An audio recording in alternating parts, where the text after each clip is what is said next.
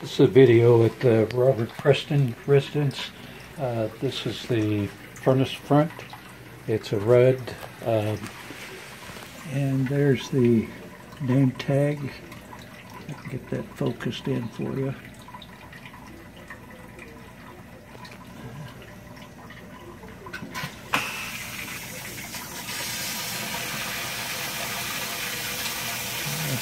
Seem to get it focused. Anyway, it's 80,000 BTU, and it's got a coil that's offset considerably on the right hand side. Condensate pumps on the left could be relocated and the coil more centered. Got a drop duct that's nice sweep L on it.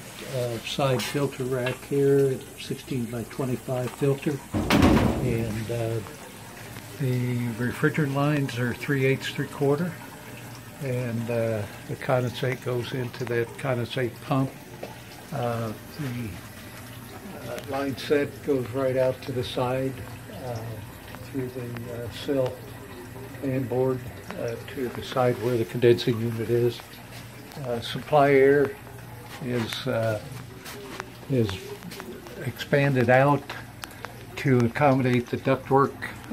We'll probably need to move this elbow over to here on the plenum and extend that trunk line and make this plenum more of a straight plenum for better airflow and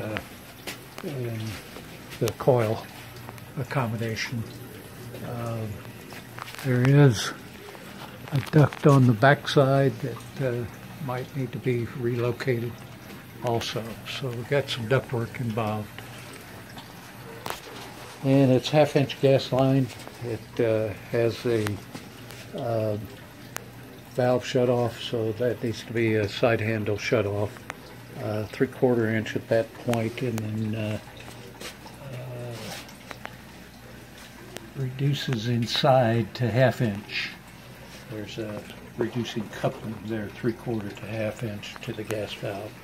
So we may have to rework that gas line also. So that's about it here.